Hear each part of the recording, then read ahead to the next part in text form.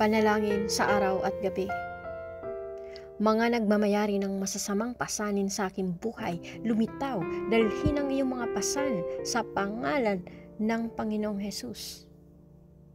Ang dugo ng Panginoong Hesus ay dumaloy sa aking buhay at ako ay iligtas sa anumang kapahamakan sa pangalan ni Hesus. Apoy ng Diyos sunugin hanggang abo ang bawat masamang pasanin sa aking buhay sa pangalan ni Hesus. Dugo ni Hesus ang magsasalita sa akin mula sa bawat problema na aking kinakaharap. Anumang masamang bagay ang idinikit sa akin, ikaw ay mamamatay at maglaho na sa pangalan ni Hesus.